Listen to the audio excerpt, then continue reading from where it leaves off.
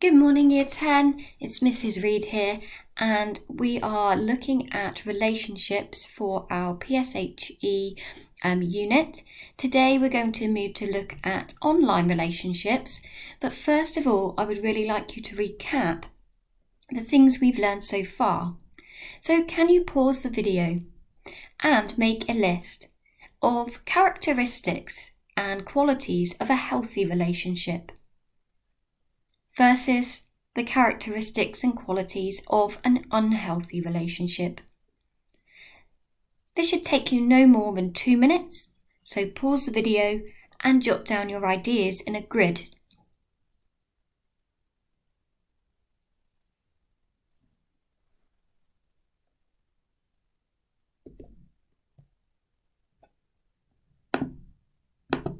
Okay, so as you know, throughout this unit, we have been exploring the ideas of healthy versus unhealthy relationships. So hopefully on the left-hand side, you should have words such as friendship, love and respect, trust, honesty and support, loyalty, equality and kindness, thinking of the other person's feelings, thoughtfulness, compromise. We can see that being part of a healthy relationship means things are enjoyable. You feel trusted, supported, and are able to communicate clearly with the other person. For an unhealthy relationship, we're really starting to see much more negative qualities. Perhaps somebody may show that they are uninterested or uncaring, or perhaps treat you disrespectfully. Maybe their behaviours are suspicious, or they're being deceptive and lying. There might also be more worrying traits such as intimidation, control and anger. Maybe someone's behaviour is unpredictable, which causes distress. You might experience pressure, being expected to do things you're not comfortable with, or perhaps this person displays frequent mood swings so that you don't know where you stand. We know that consent is an important part of healthy relationships, and we've talked a lot about this already. Being able to give your agreement and permission to things, agreement that is obtained always willingly and freely, making sure that both people in the relationship are completely happy with the choices that they make. So today we want to understand this in terms of online relationships. The internet can play a big part in relationships. It allows for communication even when two people are physically apart. People may sometimes do or say things online that they would never do face to face because of the distance that the internet can offer. There might also be some unwritten rules of online relationships. And when we say an unwritten rule, we don't mean something as truth or fact, but more so a myth, something that people have been led to believe you should do if you are in a relationship with someone. So can you have a think about this? If one of them might be liking each other's posts on social media, what other things might you be expected to do and demonstrate in your online communication if you are in a relationship with somebody? Just have a think about it now. You may wish to jot down 2 or 3 ideas.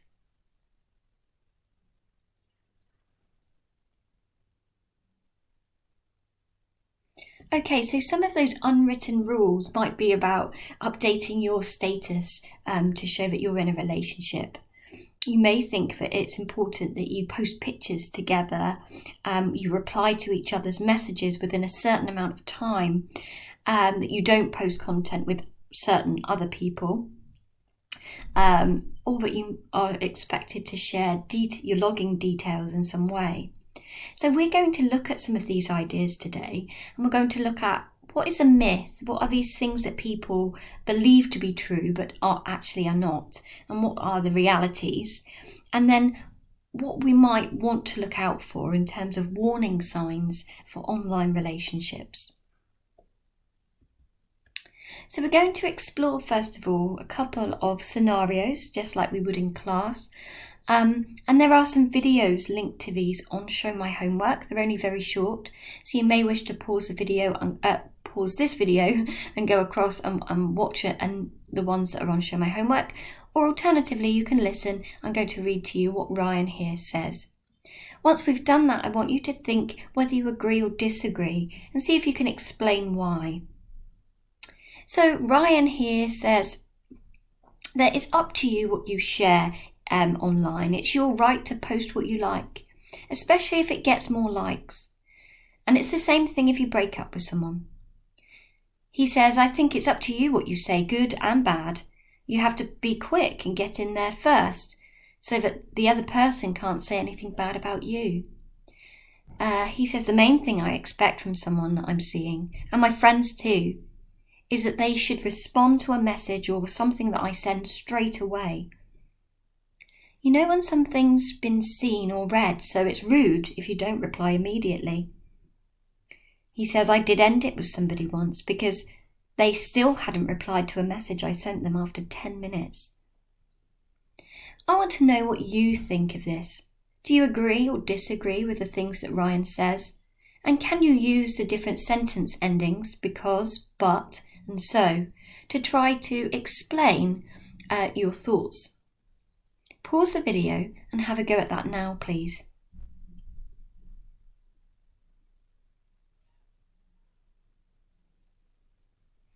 Okay, so it's interesting because Ryan's perspective here does include some of those myths and unwritten rules. Let's have a look at another situation and then we'll start to explore what he said in more depth. So our second scenario is Beth. Beth is concerned. She says, is this what I should do? Again, there is a video to go alongside this if you want to go and have a look at what Beth has to say. Beth says a friend of mine was seeing someone and was completely obsessed with posting everything they did and everywhere they went together. It was a bit much, but as soon as the update stops, you could be pretty sure that they weren't seeing each other anymore. It's a clear way of letting people know what's going on. The other thing you're expected to share with the person you're seeing is your password. I don't really see a problem with that. It's like with your close friends. I actually like sharing my password with my best friend because it shows that you trust them. So I think if I started seeing someone, I'd definitely let them have my password. Okay, so do the same for Beth's scenario. I want you to tell me whether you agree or disagree with what she says, and can you use the different sentence endings to try to explain your point of view. Pause the video and do that now.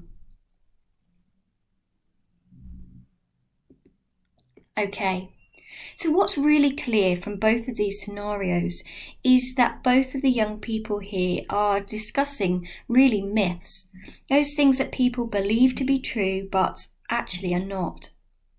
Let's start with one of the things that Beth says, that everybody shares their passwords with their boyfriend or best friend or girlfriend.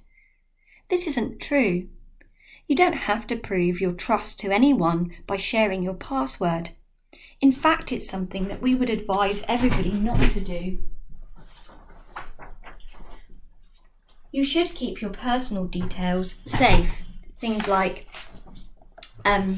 your password, for example, your login information is really important for your own privacy and safety. Let's have a look at something Ryan said. He said, it's rude if you don't respond to someone's message within 10 minutes of reading it. This is another myth. In reality, you don't have to reply immediately to any message. There are lots of reasons why people can't reply straight away, or perhaps don't want to. We should really think before we share information or we message or post someone. And we should think about whether it's something that we would want other people seeing. Remember, once you share something or post something, you lose control of it. Somebody can screenshot or share. So actually responding immediately isn't always the best thing to do. We should give time to think before we share any information. Ryan also suggests that it's a worrying sign if someone hasn't read your messages, that has read your messages but hasn't replied. Again, this is not the reality. You don't have to feel worried if somebody reads your message straight away or hasn't responded. They might be busy. Okay, they might be waiting for a time to give your message more attention or to think about what they want to write. Can you see here there are a range of different myths that seem to persist that do not actually match with the reality? These things can sometimes put pressure on us. They can make us believe that we should do something that perhaps we're uncomfortable with. There is a document on Show My Homework with a range of these myths and their realities. I would like you to pause the video and to spend 5 minutes reading through them and thinking about your own perceptions of these. Hopefully some of the realities might challenge your thinking and get you to think carefully about what is truly expected of you when you're in a relationship online.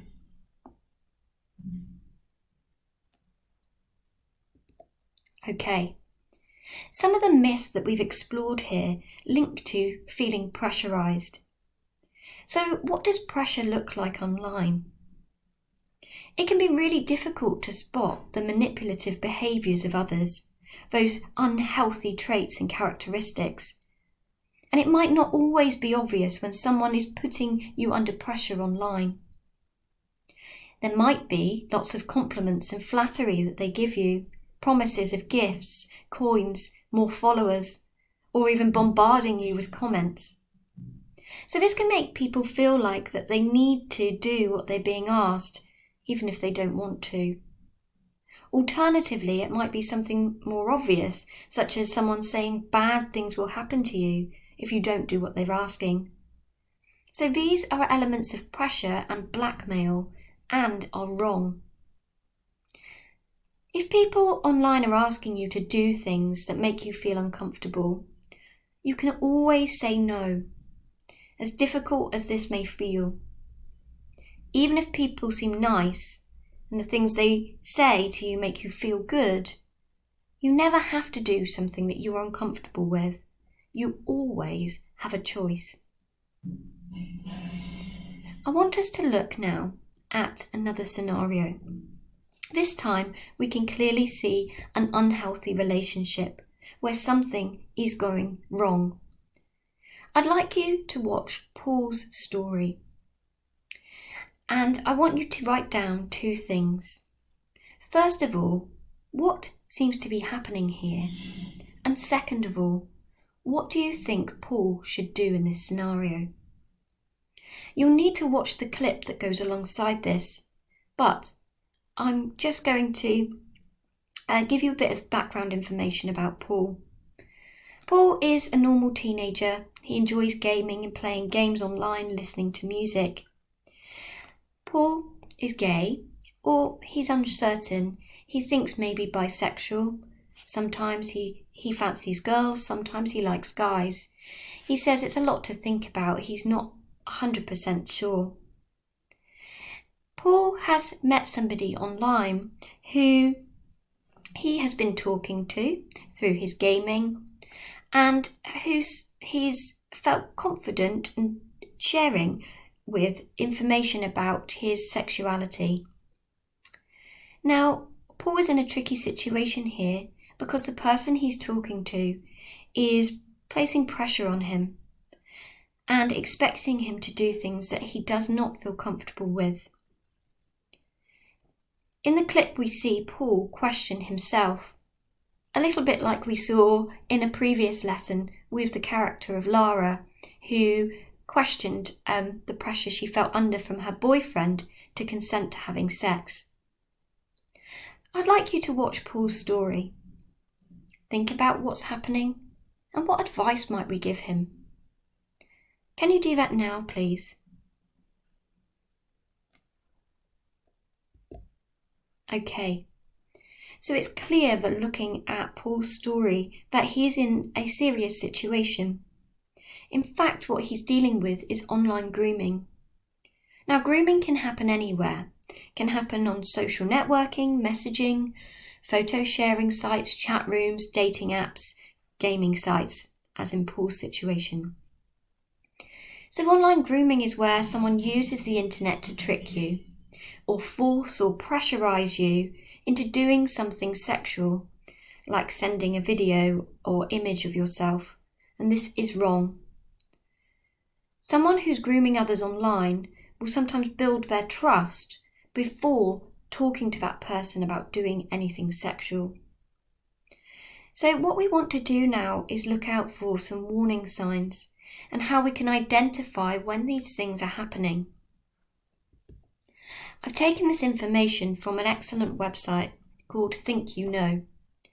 And once I've discussed this, I will be signposting you to some really useful sites and phone lines where you can go to seek further information and support. One of the warning signs to look out for somebody putting pressure on or even grooming you online is that they seem too good to be true. Do they seem to share all of the same interests with you, agree with everything you say and pay you lots of attention? So sometimes abusers will do everything that they can to make you feel special in order to gain your trust. So it's really important that if someone is doing something that you are not comfortable with, but you always say no and you seek help from a trusted adult, or you contact a trusted resource such as Childline or CEOP. They might use flattery to lavish praise on your pictures, saying that you're fit or sexy. Sometimes abusers work hard to make you feel special, so it can be very hard to think critically if someone's praising you and making you feel good. It might be that abusers try to get you as a young person to talk about sex. Sometimes this can happen really quickly. Most of us feel less shy online than in real life, so talking about sex can feel easier. But be cautious. If somebody is flirting with you or tries to get you to talk about sex online, you don't have to say or do anything that you're not comfortable with.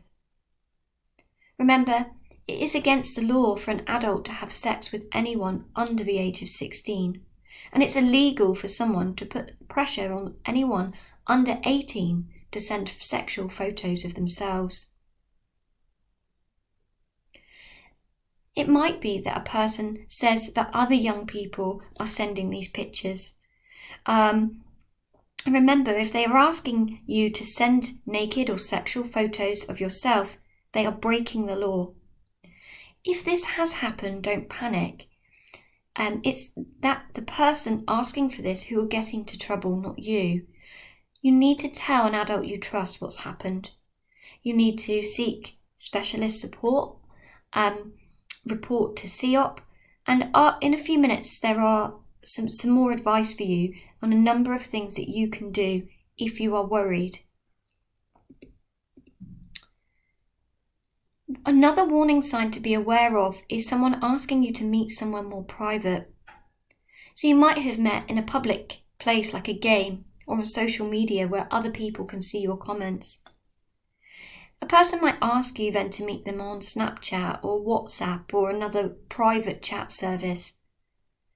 Abusers often want to talk in more private spaces online, as these are less monitored, and they think people are less likely to be caught. So for this reason, it's safer to meet in public places with your most trusted friends. Another warning sign is being asked to keep a secret. Abusers don't want other people to know that they're chatting to you, so they might ask you to keep your chat a secret, or say that you'll be in trouble if anyone else finds out. If someone is making you do things you don't want to do or you aren't comfortable with, it's not your fault. You will never be blamed. You do not need to keep a secret. It's better that you tell someone and that you get help. Tell an adult you trust, phone Childline, or contact CEOP. Another factor which we identified earlier as part of an unhealthy relationship is mood swings. Some abusers will try to control young people by switching between being kind and then being nasty, or saying that they're really upset about something. They might do this to make you feel that you need to do something that you're not comfortable with. No one should expect to be treated like this. Again, if this is happening to someone you know or to you, tell an adult that you trust and speak to someone. And finally, as we saw in that clip with Paul, some abusers will pretend to be a boy or a girl around your age. They might claim that their camera is broken, so you can't see them. If they say their camera is broken, this should raise our suspicion. This is a warning sign. Even if you can see someone on a camera, be aware it's still possible that the video you saw was a fake. Some abusers can be very technically savvy and use recordings to trick young people. So if you think this has happened to you or someone you know, again, it's important that you report it and tell someone you trust. Okay, there was a lot of information there, so I want you to pause and make notes for the 3 questions. Number 1, what is online grooming? Number 2, where can it take place? And number 3, what warning signs should you look out for? If you get stuck and can't answer any of these questions, please go back in the video and re-watch those few minutes again.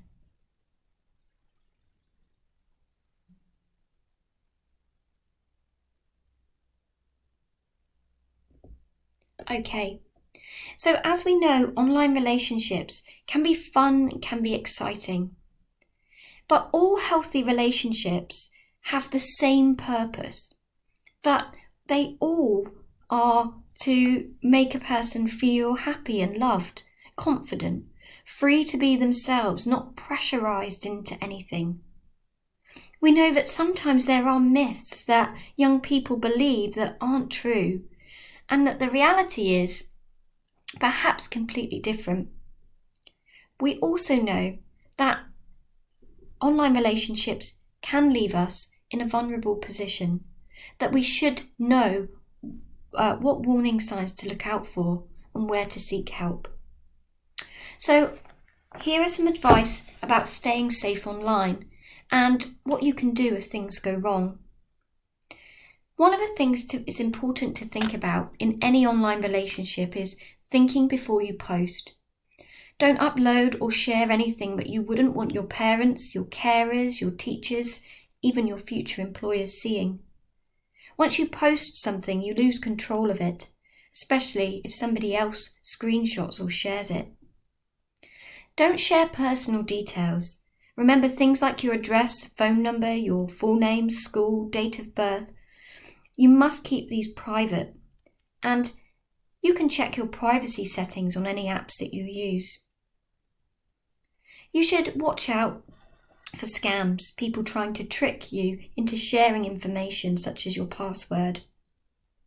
In fact, we should never give out our password, not even in a trusted friendship or relationship. It's important that you keep that information and your personal details private. You definitely want to think about who you're talking to. There can be lots of ways that people, unfortunately, might trick you into trusting them online.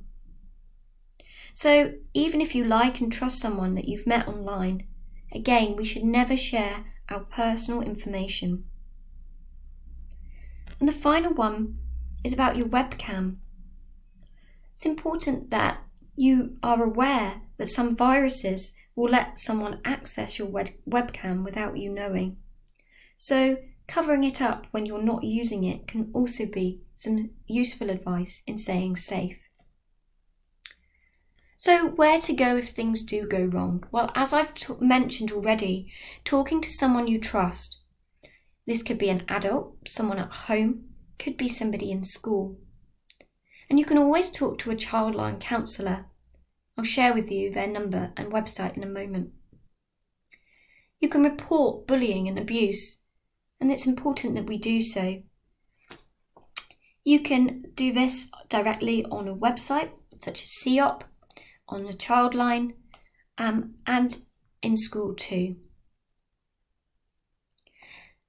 One thing that you can do is, if you are really worried, is tell the police. And making a report on CEOP if someone is threatening you or blackmailing you is an option. So where can I go? Well, the resources I've used today have come from a number of sources, including the Think You Know website. This is a really, really useful place to go for further information.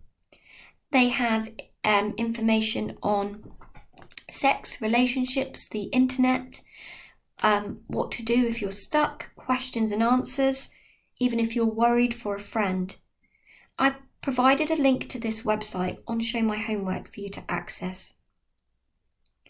Childline, both the phone number and the website, are also trusted resources of information where you can go to seek further advice. Some of the case studies we've looked at today also come from childnet.com.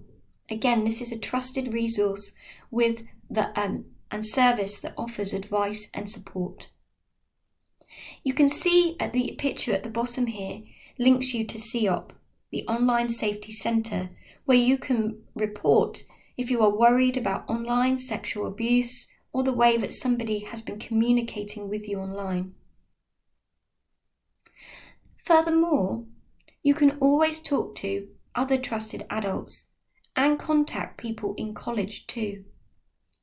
We have the confidential email address worries@tallpoint, and you can always send me a message with any questions or advice that you want, links to some more websites and support. You can contact me at my college email address too. In fact, you could talk to your tutor or any other member of staff at TCC. Okay, that brings us to the end of this session.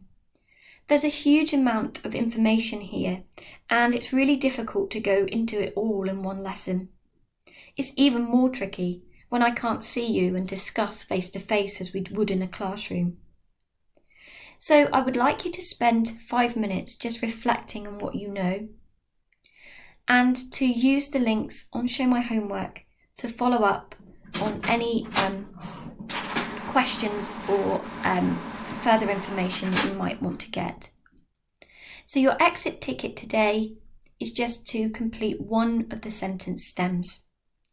Before I only knew, now I also know, so that's reflecting on what you knew before and what you've learned, or perhaps something that you didn't realise was a myth. Before I thought this, but now I realise it was just a myth or a stereotype. So pause the video, finally, and complete one of the sentence stems. And please do keep in touch and use the resources here if you have any more concerns.